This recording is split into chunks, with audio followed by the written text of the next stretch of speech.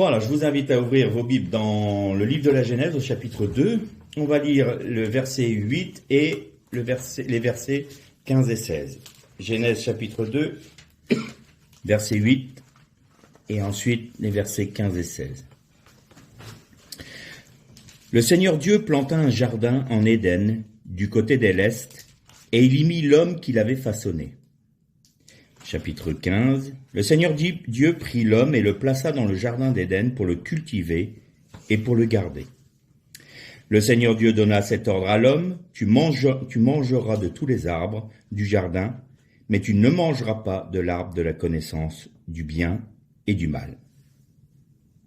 On va arrêter là pour l'instant nos lectures. De toute éternité, Dieu a toujours voulu que le Messie soit révélé dans l'humanité. Son objectif a été que son Messie soit établi là, dans notre dimension, dans notre temporalité, parce qu'il devait mettre un terme à la rébellion du monde angélique. Quand on prend le premier verset de la Torah, il nous est dit que Dieu créa les cieux, ou les ciels, de manière un peu plus littérale, j'ai envie de dire, et la terre. Les ciels, les cieux ont été créés en premier lieu. Dans ce laps de temps-là, il y a eu cette rébellion de ce chérubin protecteur, ce grand chérubin très beau qu'on appelle aujourd'hui l'ennemi, le Satan. Il s'appelait Lucifer. Vous noterez qu'il a perdu son nom dans la Torah. C'est très important, le nom. Et de ce fait, les anges ont été, les anges rebelles et Satan lui-même ont été rejetés de la demeure de Dieu pour être établis dans les mondes inférieurs, je vais dire. Dieu a donc créé l'homme non pas comme on peut l'imaginer, dans la pensée populaire, la dame, c'est un peu comme un enfant qui vient d'être créé, et puis il doit progresser technologiquement, progresser spirituellement, progresser. On a l'impression d'avoir affaire à des enfants qui sont dans un jardin, qui s'ébattent dans les jardins, et puis voilà le Seigneur qui vient les voir et il faut qu'ils poursuivent leur œuvre. Non, Adam était la plus grande des créatures, la plus importante des créatures que Dieu ait créée, plus grande et plus glorieuse que ce fameux chérubin protecteur qui s'était enorgueilli de sa beauté. Et il a été créé par Dieu comme un combattant, pas du tout comme le petit bonhomme très joli quand on voit sur les dessins des enfants d'école du dimanche, le joli petit dessin d'un monsieur et d'une madame dans un jardin où il y a tous les animaux qui sont en paix. Bon, ça c'est Hollywood, c'est un peu bucolique. Je dis pas que le jardin d'Éden n'était pas bon, mais pas beau et pas joli et pas en paix, mais non, ça c'est une image d'Épinal que l'on s'est créée. Mais ce qu'il est bon de reconnaître, c'est quelle est la dimension spirituelle dans ce jardin. Que veut dire déjà le jardin d'Éden ? Pourquoi le jardin d'Éden ? Et puis on a tendance un peu à se dire que la terre entière était un jardin d'Éden. Or, ce n'est pas ce que la Bible nous dit. La Bible nous dit que l'homme a été façonné par Dieu de la Adama, c'est-à-dire de la terre brûlée par le soleil. En hébreu, Adama, ça correspond à le désert de Juda, une terre aride, brûlée par le soleil et rougeâtre. Donc, Adama correspond à la terre du désert. Il a façonné l'homme à partir de cette terre-là, et il planta un jardin en Éden, il nous est dit. Donc on sait déjà que l'Éden n'était pas toute la terre, que c'était une partie de la terre, et dans cet Éden, il planta un jardin du côté de l'Est. Alors on a tendance un peu à idéaliser un peu l'image d'Adam et Ève, et il faut reconnaître que là, le Seigneur a placé son Adam dans une dimension de combat. Il était revêtu de la lumière du Christ, la lumière divine, la lumière du jour 1, la lumière initiale. Dieu dit que la lumière soit, la lumière fut. Il était revêtu de cette gloire-là. Et Il façonna donc l'homme dans le désert et il le plaça dans le jardin.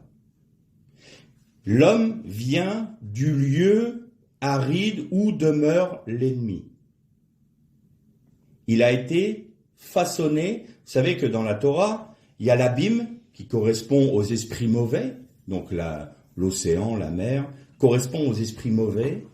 Et sur la terre, donc on a la bête qui monte de l'abîme. On retrouve cette fameuse pensée dans le livre de l'Apocalypse. Et vous avez la bête qui monte de la terre, la Béhémoth. Et Béhémoth, ça correspond au désert. Elle vient du désert, c'est-à-dire que sur la terre, les esprits mauvais sont dans le désert.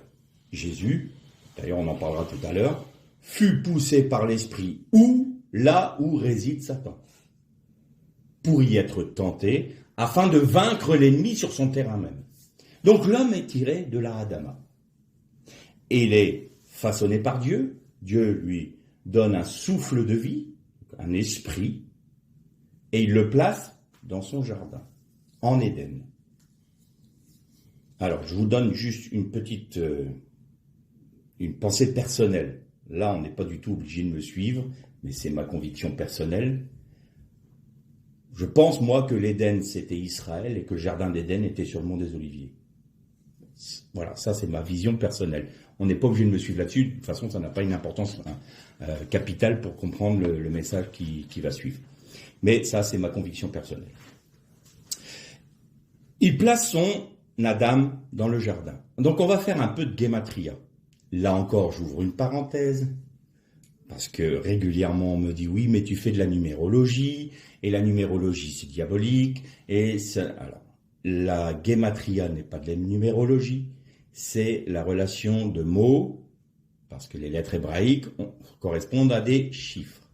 Et donc, on peut trouver des corrélations entre termes via ces fameux chiffres cachés dans les mots hébraïques. D'ailleurs, l'exégèse juive, même les apôtres la connaissaient. Vous prenez dans l'Apocalypse, alors j'aimerais qu'on m'explique à ce moment-là si c'est de la numérologie et que la guématria n'est pas bien, comment se fait-il que le Seigneur nous demande de calculer le nom de la bête? Expliquez-moi comment on peut calculer un mot.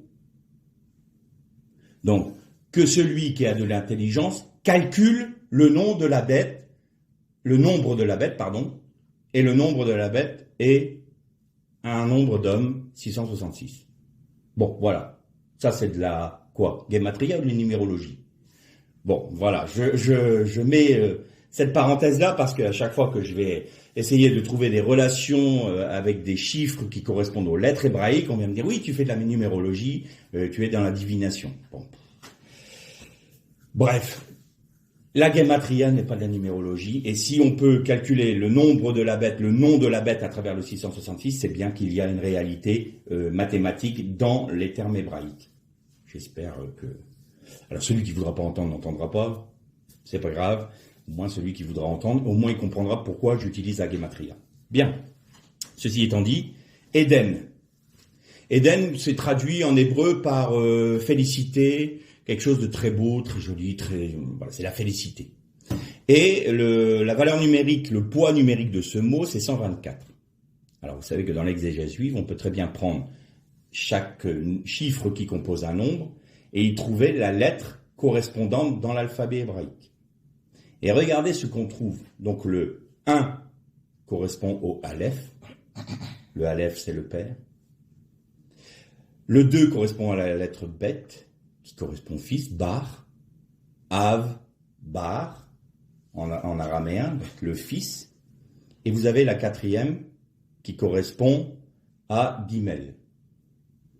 Mais vous avez dans ce mot-là,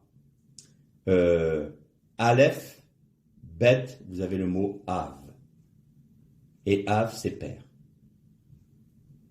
Et le Gimel, c'est la première lettre de Gan, qui veut dire jardin. Donc vous avez le Père peut se révéler dans le jardin. D'accord? On va prendre maintenant la guématria de Gan. Le poids numérique de Gan, c'est 53.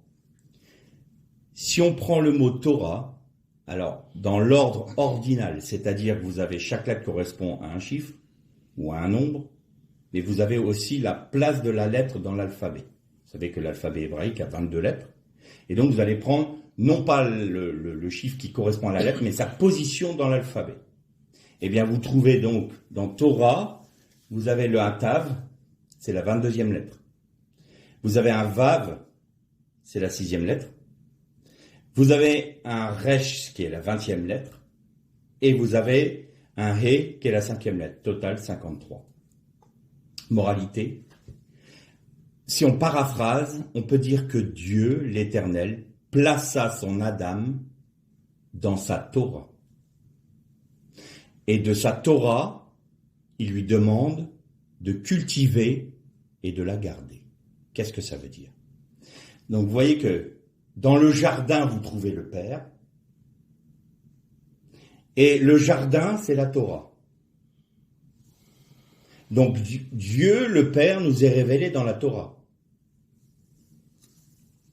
Jean nous disait que au commencement était la parole, mais il n'est pas dit au commencement était la Torah.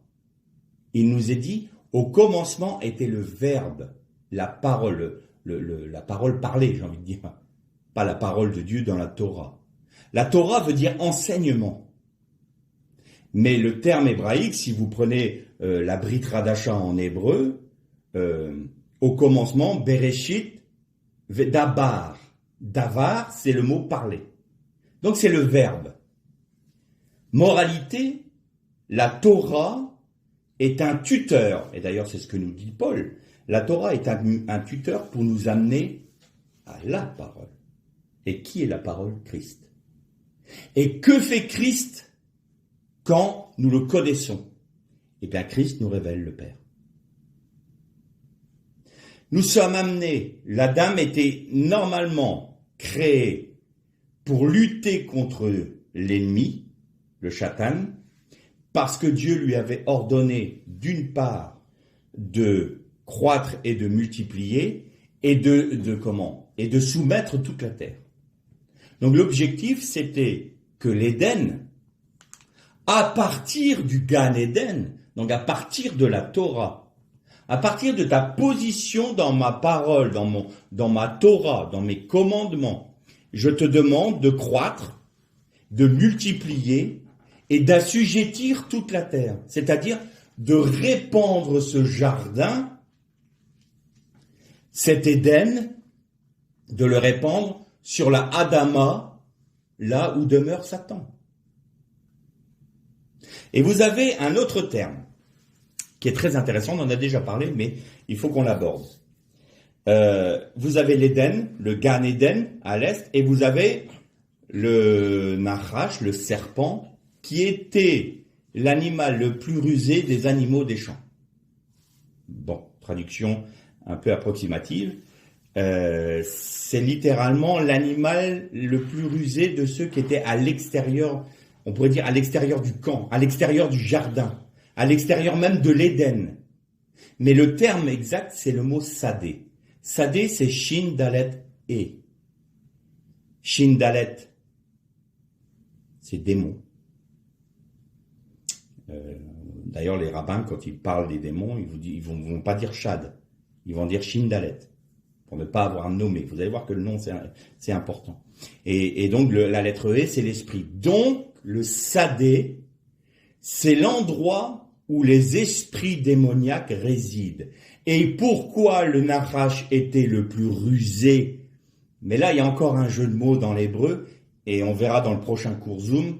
C'est Arum, en hébreu c'est rusé, mais ça veut dire aussi nu.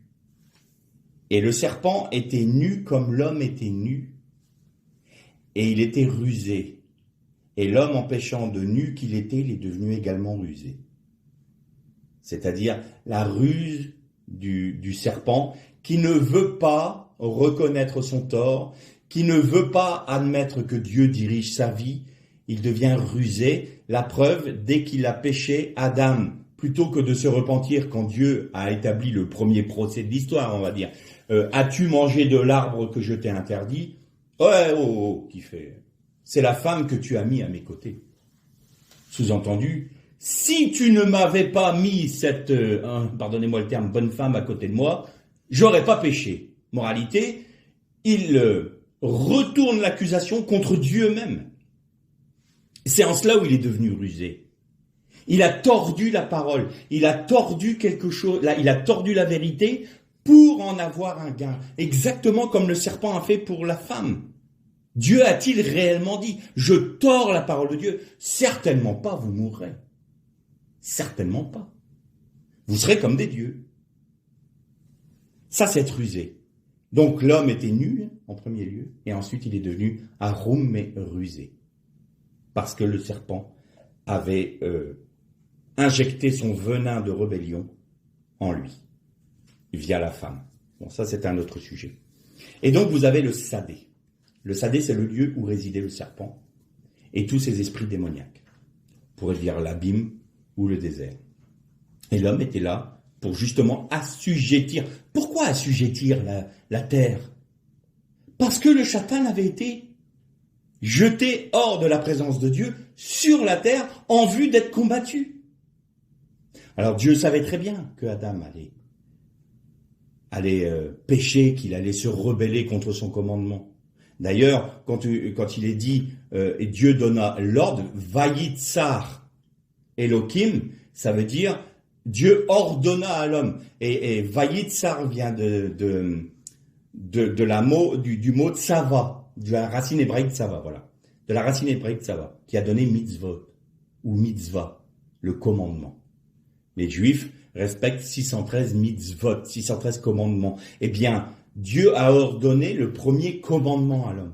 Tu ne mangeras pas de cet arbre-là. Et Dieu savait qu'il allait le faire. Mais la sagesse de Dieu était à tel point que son plan initial n'avait pas changé. C'était de révéler le Messie dans la création. Et il savait très bien que c'était le Messie qui vaincrait l'ennemi. Il savait que le premier Adam ne le ferait pas. Mais il a fait d'une pierre deux coups, j'ai envie de dire. D'une part, il est en train de vaincre son ennemi, il a vaincu son ennemi à la croix, mais en plus, il révèle la dimension de son amour et de sa miséricorde en faisant grâce à une créature glorieuse qui s'est rebellée contre lui.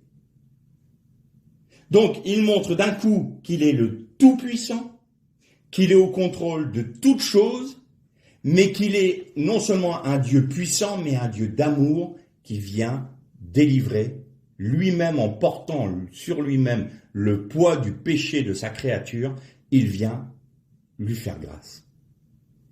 Et c'est pour ça que les anges plongent leur regard dans la vie des hommes pour connaître quelle est l'étendue de la miséricorde de Dieu. Parce qu'eux ne peuvent pas être au bénéfice de cette miséricorde-là, parce qu'eux vivent dans la présence de Dieu et ne peuvent pas, comme l'homme, ils ne sont pas dans une dimension temporelle, ils sont dans une dimension éternelle.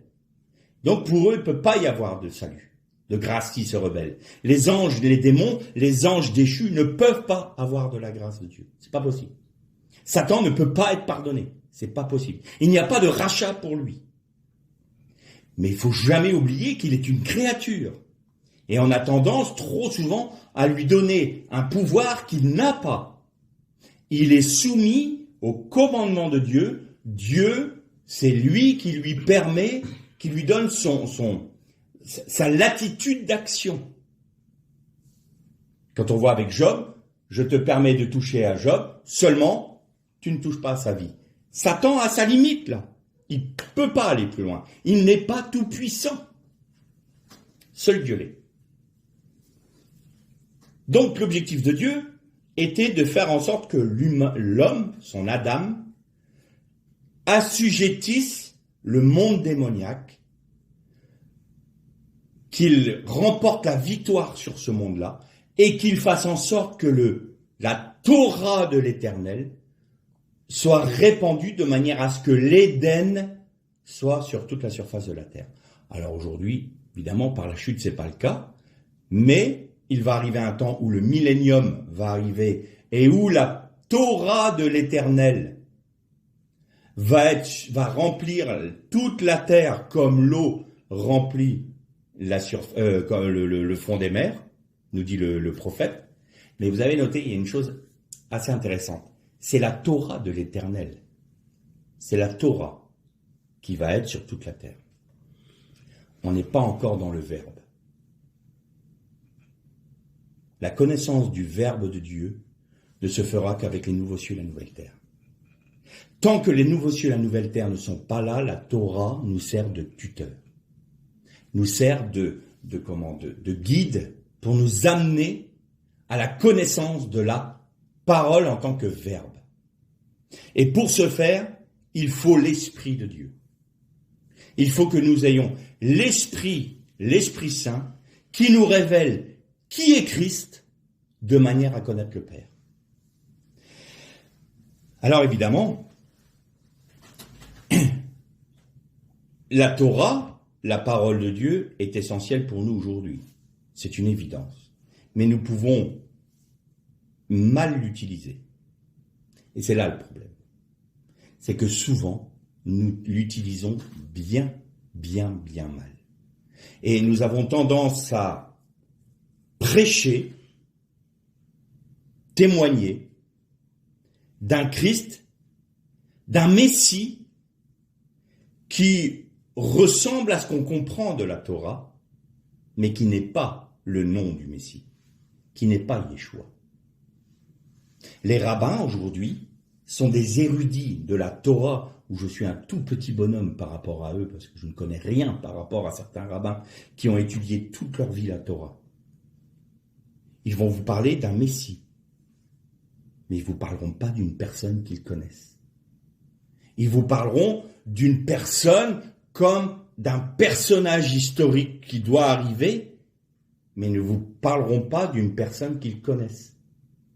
Jésus a dit à ses disciples, « Qui dit-on que je suis ?» Alors les uns disent que tu es Élie, les autres disent que tu es un prophète, les autres disent que tu es un charlatan. Et puis là, Jésus met le focus sur eux-mêmes. Et vous, qui dites-vous que je suis ? Et là, Simon a cette réponse merveilleuse. À quel autre irions-nous qu'à toi ? Tu as les paroles de la vie éternelle, tu es le Fils du Dieu vivant, le Messie qui doit venir.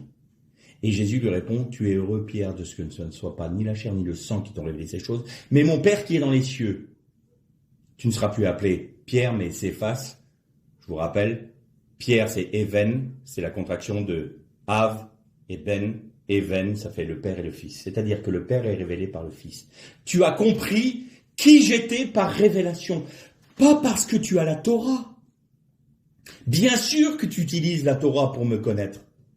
Mais encore faut-il que tu aies l'humilité de me dire « Qui es-tu ? Comment puis-je te découvrir dans la Torah ?» Explique-moi toi-même qui tu es. Vous prenez, je crois que c'est dans l'évangile de Matthieu au chapitre 8 ou Marc, peu importe, où Jésus dit, il témoigne de lui-même. Et les pharisiens lui disent « Tu es un faux prophète parce que tu témoignes de toi-même. » Alors que la Torah nous commande d'avoir un ou deux témoins qui témoignent de toi. Et Jésus dit, mais même si je témoigne de moi-même, ma parole est vraie. Pourquoi il pouvait dire ça ? Et parce qu'il était en train de dire aux pharisiens à ce moment-là, je suis le Verbe. Je suis le but de la Torah. Je suis l'objectif de la Torah. La Torah, elle a été écrite, elle est là pour vous amener au Verbe de Dieu, à moi. Donc, personne d'autre à part le Père, parce que le Père témoigne de moi aussi, mais vous ne le croyez pas non plus. Mais personne d'autre ne peut vous révéler qui je suis. Puisqu'il faut être rentré dans le cœur même de la Torah. Et comme vous, le peuple juif, comme les prophètes ont vu de loin le Messie. Ils ont expliqué ce qu'ils voyaient du Messie. Mais est-ce qu'ils ont connu le Messie ? Non. Et moi, je viens pour me révéler à vous, de manière à ce que vous soit révélé le Père. Et ça, les Juifs l'ont toujours pas compris aujourd'hui. Enfin, une grande partie des Juifs ne l'ont pas compris aujourd'hui. Pourquoi ? Parce qu'il y a un voile sur leur cœur. Quand Jésus est mort, les fameux chérubins qui étaient placés, on appelle ça des krouvim en hébreu, qui étaient placés dans le jardin d'Éden pour empêcher Adam d'aller à l'arbre de la vie. Il y avait 2 krouvim qui étaient brodés sur le voile, donc le paroret, on appelle ça en hébreu, le paroret du temple, qui séparait le lieu saint du saint des saints. Et quand le voile s'est déchiré de haut en bas, ces 2 chérubins, ces 2 krouvim se sont séparés, laissant un libre accès où? À l'arche, enfin l'emplacement de l'arche. Ça veut dire quoi? Ça veut dire que vous avez maintenant, en Jésus-Christ, un libre accès non seulement à l'arbre de la vie, mais au trône même de Dieu. Parce que vous ne pouvez pas comprendre qui est Christ, vous ne pouvez pas comprendre qui est Yeshua, vous ne pouvez pas comprendre qui est le Messie, si vous ne rentrez pas dans la Torah qui vous est éclairée par l'Esprit Saint. C'est exactement ce qu'il a dit à Noach. À Noach, il y a eu ce commandement. Tzoar ta'aseh la teva. Ça veut dire quoi? Tu travailleras à ce que la lumière du midi, qui prend son origine dans la matrice d'en haut, éclaire la teva. Et la teva, c'est le mot, c'est le verbe. C'est la parole. Donc tu travailleras, tu feras en sorte que la lumière qui prend son origine, la lumière du midi qui prend son origine ou dans les eaux d'en haut, éclaire la Torah et te révèle quoi? Le davar, le verbe. Et quand il a dit à Adam, tu cultiveras, ça vient du mot avoda. Avoda, ça veut dire s'employer à travailler à. C'est la même chose que pour Noach. C'est s'employer à obéir. Mais le mieux, c'est que c'est exactement le même mot qui est employé pour le service du temple. Quand les Lévites faisaient le service de temple, c'était le terme avoda. Ils travaillaient à. Ils faisaient en sorte que le temple, la vie du temple, se manifeste. C'est ça, travailler. Donc ça, c'était cultiver le jardin. Et garder, c'est quoi? Ça vient de shamar. Et shamar, c'est observer, et il y a plusieurs termes, garder, quand il est dit, vous garderez mes shabbats, eh bien, c'est shamar. Veiller, obéir, prendre garde et se protéger. Vous voyez que l'Éternel a placé son Adam dans le Gan Eden, qui n'est autre que ça. Torah, je répète, ça veut dire enseignement. Donc je vous place dans ma Torah de manière à ce que vous travaillez à ce que la lumière de l'Esprit éclaire ce jardin et que vous puissiez ainsi me connaître. Seulement, ce sera à vous de faire en sorte que cette attitude demeure. Donc vous devez garder cette attitude. Vous devez garder le Shabbat. Vous devez garder ce jardin. C'est-à-dire garder ma parole. Garder mes commandements. Garder mes ordonnances. Et ainsi, en vous multipliant, vous assujettirez la terre et vous chasserez de ma création le Satan. Bon, on a vu ce que ça a donné. Maintenant, je vous ai dit tout à l'heure que le Satan était le serpent l'animal le plus rusé des animaux des champs ou des animaux sauvages. Alors, un animal sauvage se dit en hébreu, c'est une chaya, et des animaux méchants ou sauvages, c'est des chayot. Il y a un texte intéressant. Vous savez, quand Jésus a été conduit par le désert à la suite de son baptême, il est conduit dans le désert pour y être tenté. Où est-ce qu'il est amené, Jésus? Il est amené dans le lieu même où réside Satan, dans le désert. Le bouc émissaire était chassé dans le désert pour Azazel, qui est un autre nom qu'on a donné au Satan. Donc, le désert, c'est le lieu où réside, c'est le Sadé, j'ai envie de dire. Et Jésus est amené sur le terrain du Satan. Et il va précisément réparer la faute du jardin à ce moment-là.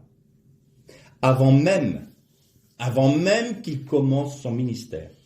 Le Christ répare la faute du jardin d'Éden. Pourquoi ? Il jeûna pendant 40 jours. Ça, 40 jours, je vous ai déjà expliqué, ça correspond au temps de l'épreuve. Les Hébreux, ont dû retourner 40 ans dans le désert, c'était l'épreuve. Jésus est éprouvé pendant 40 jours, c'est l'épreuve. Il en est de même pour Abraham.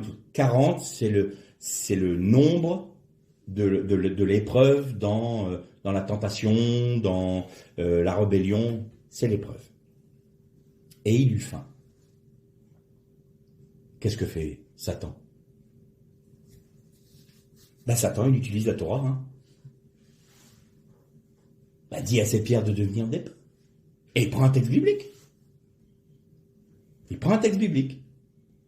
Dit à ces pierres de devenir du pain. Mais qu'est-ce que fait Jésus là ? Plutôt que de dire, ouais c'est vrai j'ai faim, 40 jours, après tout, j'ai la foi, je suis le Messie, que ces pierres deviennent du pain. Et ça aurait fait quoi ? Et ça aurait fait qu'il aurait écouté la voix du serpent. Ah ouais, mais il y a un problème là par contre. Mais la voix du serpent, elle faisait quoi ? Elle utilisait la parole de Dieu. Il utilisait la parole de Dieu. Sauf qu'il la tourne, il l'a switché, comme on pourrait dire. Il l'a dévié. Et Jésus, qu'est-ce qu'il répond ? L'homme ne mangera pas de pain seulement, mais de toute parole qui sort de la bouche de Dieu. Il redresse le commencement de torsion que Satan donnait à sa parole. Il la redresse immédiatement. Satan ne se démonte pas, continue. Et puis,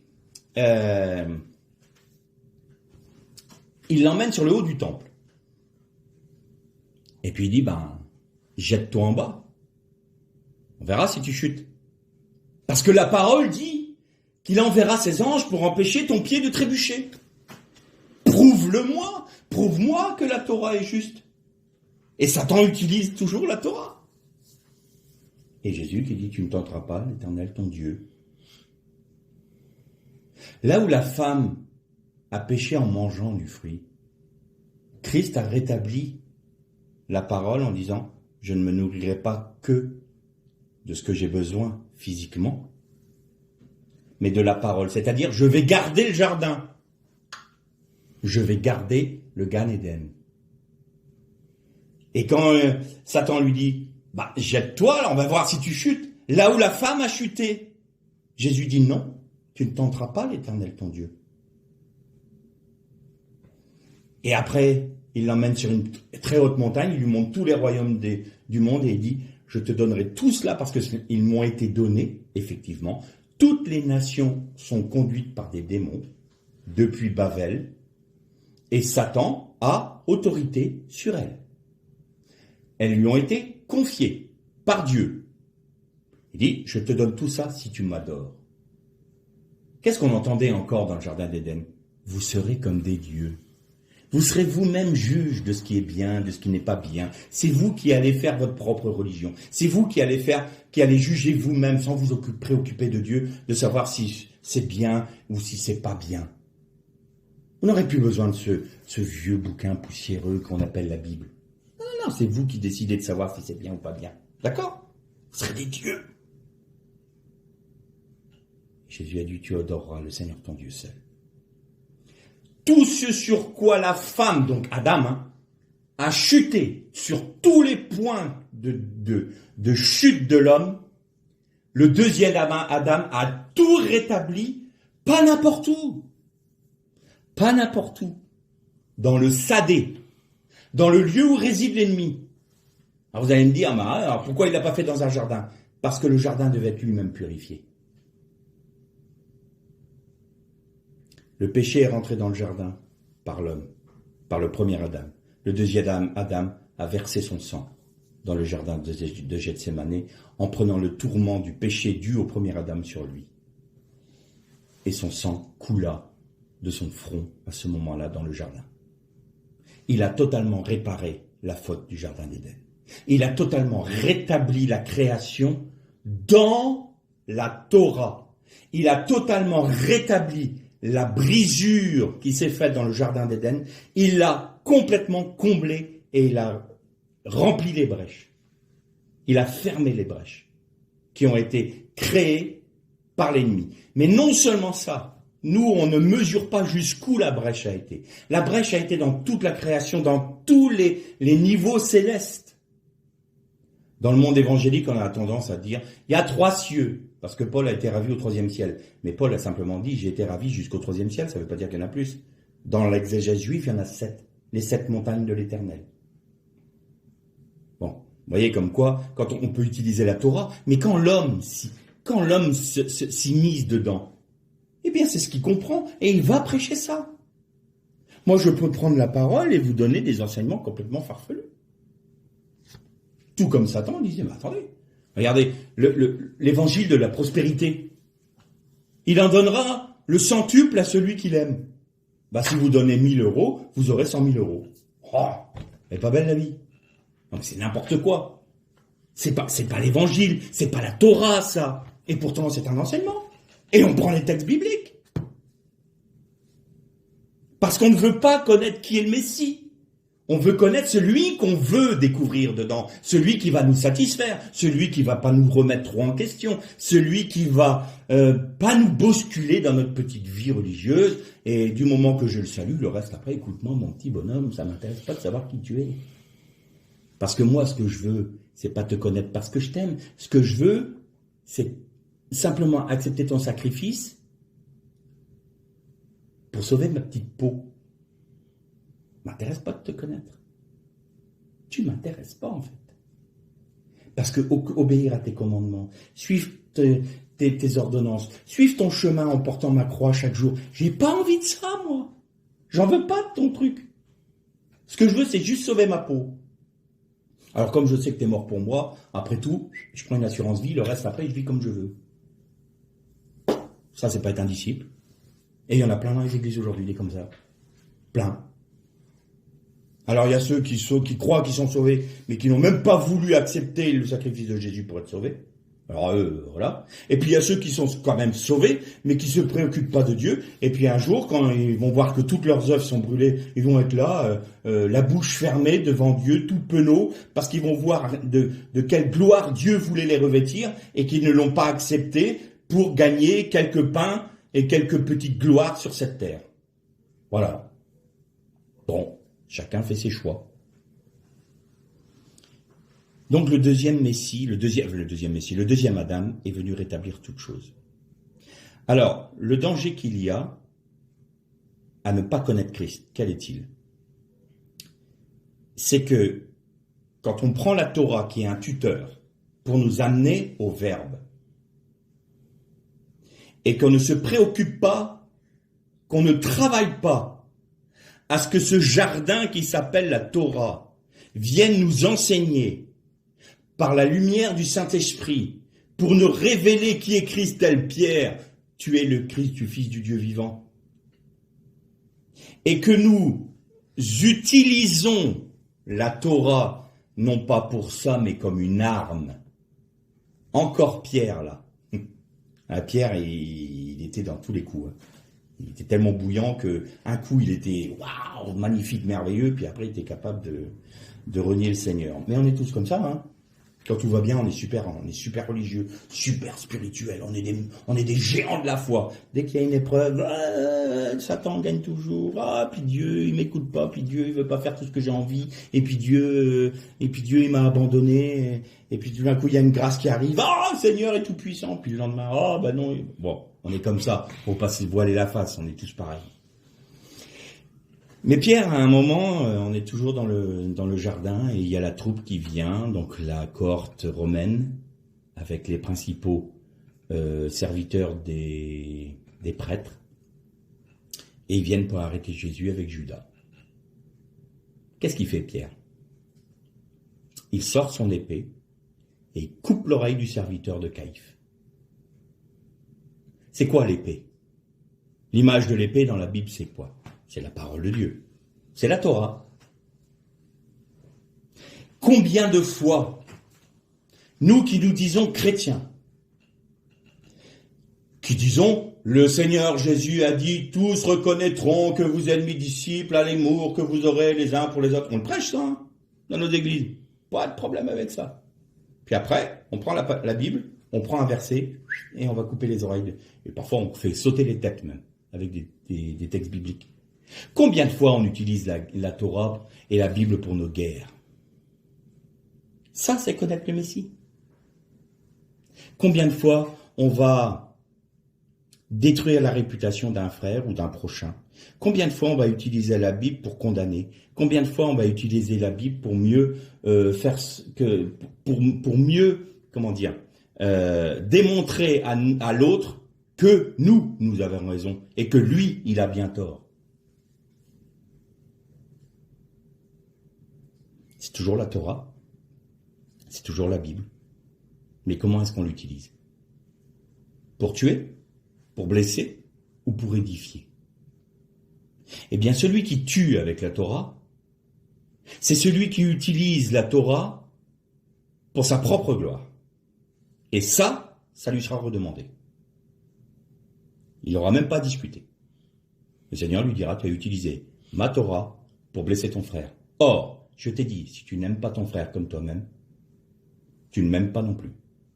Tu es un menteur. C'est Jean qui nous dit ça. Hein.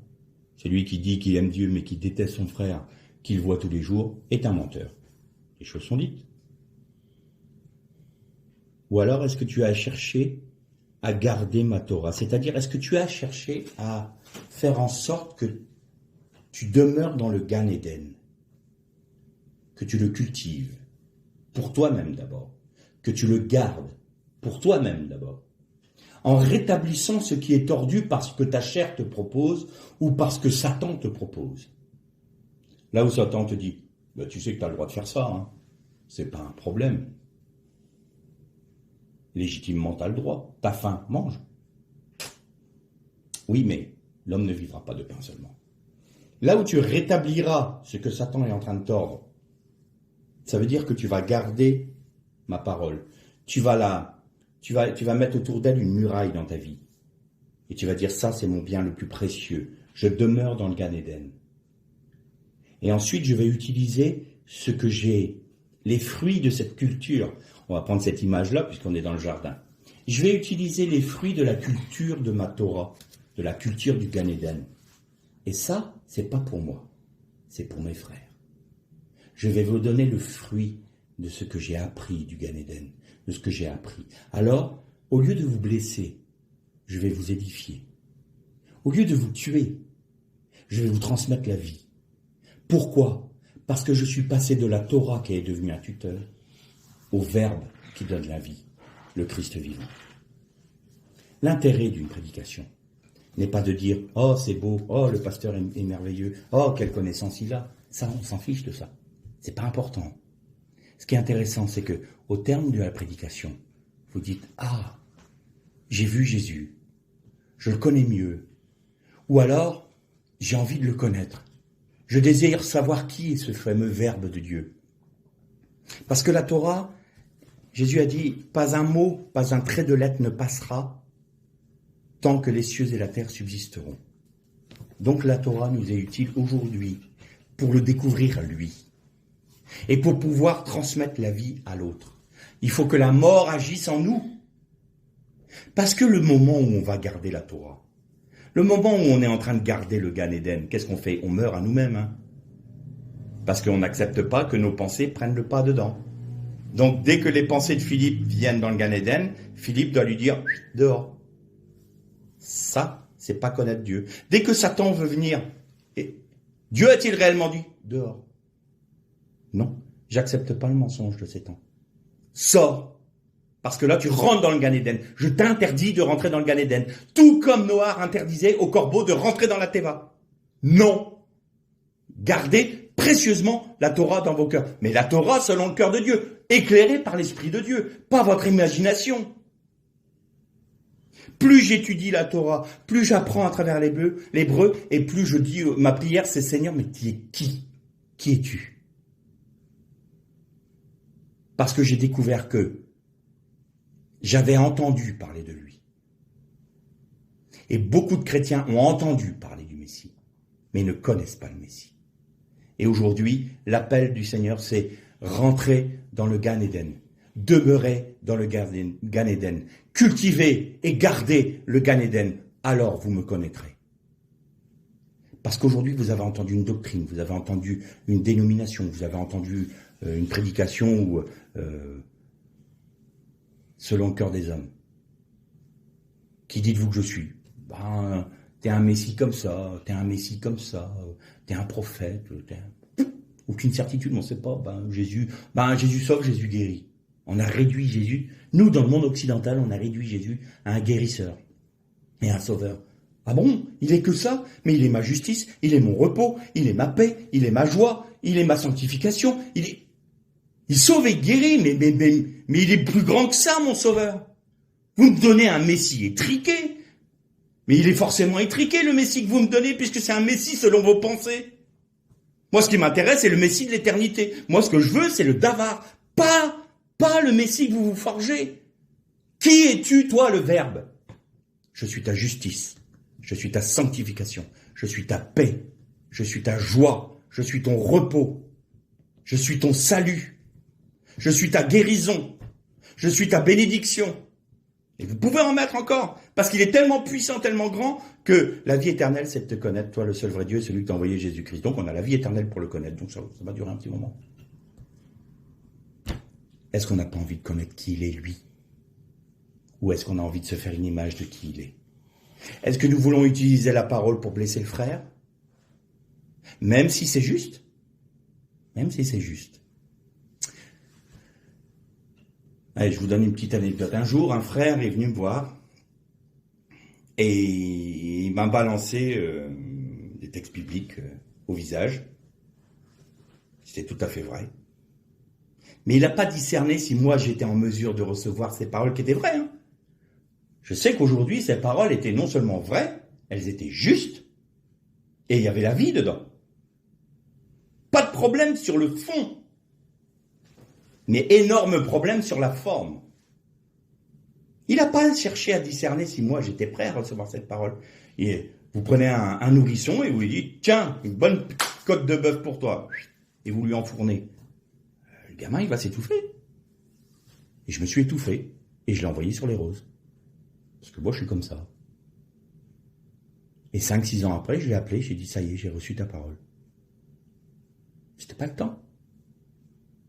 Tu m'as coupé la tête à ce moment-là. Tu m'as blessé, tu m'as heurté, tu m'as choqué. Et pourtant, il a dit une parole de vérité. Il y en a, on va pas donner à un enfant la nourriture d'un adulte. Il faut de la sagesse, il faut du discernement, et c'est toujours la vérité. C'est toujours la Bible. Mais comment on la distribue? Alors déjà, est-ce qu'on la distribue pour aimer l'autre? En disant, tiens, est-ce que ça t'est utile? Est-ce que ça va te faire du bien? Est-ce que ça va t'aider? Parce que si c'est simplement pour lui dire, t'as vu, moi j'en suis là. Regarde tout ce que j'ai appris avec le Seigneur. Et toi là-bas, dans ta petite vallée là-bas, parce que moi je suis sur le haut de la montagne, hein. Toi dans ta petite vallée, tu veux un peu de ma nourriture? Allez, tiens, prends ça. Il ne peut pas le supporter. Puis c'est pas parce qu'il est plus haut. C'est simplement parce qu'il doit apprendre à son rythme, à la façon dont Dieu lui apprend. Tu te crois sur une montagne? Mon pauvre garçon, tu viens pas de réaliser que tu étais 600 mètres en dessous de lui. Parce que tu n'as rien compris à qui était ton frère. Et tu n'as pas hésité à le blesser. Tu n'as pas hésité à lui faire mal. Parce que tu n'as pas vu qui il était. Et tu n'as pas vu l'œuvre de Dieu dans sa vie. Tu es un ignorant. C'est dur, hein, ces propos-là. Et pourtant, combien de fois on agit de cette manière avec nos frères et sœurs? Combien de fois on blesse? Combien de fois on tue? Combien de fois on détruit des réputations? Combien de fois on juge? Combien de fois on a des paroles de malédiction sur nos frères et sœurs? Alors qu'on est là pour les aimer, pour les aider, pour les instruire, pour laisser Christ vivre en nous, pour qu'ils puissent leur donner la nourriture dont ils ont besoin, pas celle qu'on veut leur donner. Un jour, le Seigneur m'a dit, je te demande pas de nourrir mon peuple. M'intéresse pas que tu essaies de nourrir mon peuple. Ce que je veux, c'est que tu distribues ce que moi je leur donne. prends bien garde à ça. Ne distribue pas ce que tu crois qu'il faut leur donner. Seulement, tu es là, tu es un intendant. Tu distribues ce que moi je donne à mon peuple. Autrement, tu te trompes. Arrête tout. Mais si tu ne distribues pas ce que moi je donne, si tu retiens ça pour toi, tu n'es pas digne du royaume de Dieu. Je rendrai compte bien plus sévèrement devant mon Seigneur que celui qui ne prêche pas, c'est une évidence. Mais on doit être droit, juste et honnête devant Dieu. On se trompera, on est des hommes, je ne suis pas infaillible. Mais on doit toujours se laisser corriger par Dieu. Toujours remettre le travail sur le métier pour laisser Dieu agir dans notre vie. Autrement, on est des prédicateurs de doctrine. On est des prédicateurs de Torah. On va juger sévèrement les pharisiens, puis on agit comme eux. On va trouver que les pharisiens sont les pires hypocrites religieux qui soient. Et puis nous, on ne regarde pas qu'on est, nous, dans le monde évangélique, les pires religieux hypocrites qui soient. Voilà. Et c'est plus facile de regarder l'autre et puis de lui dire « Oh, t'as vu, il est comme ça ». Parce que pendant qu'on pointe du doigt un frère, il y en a 3 qui sont tournés vers nous. Alors arrêtons les doctrines. Arrêtons d'utiliser la Torah pour nous détruire. Arrêtons d'utiliser la parole de Dieu pour nos guerres. Mais cherchons à savoir qui est le Verbe qui se cache dans la Torah de Dieu, afin que nous puissions avoir le voile déchiré dans nos vies et qu'il y ait la révélation du Père en Jésus-Christ. Alors là, ça sera la vie qui passera et non plus la mort. L'air les shalom.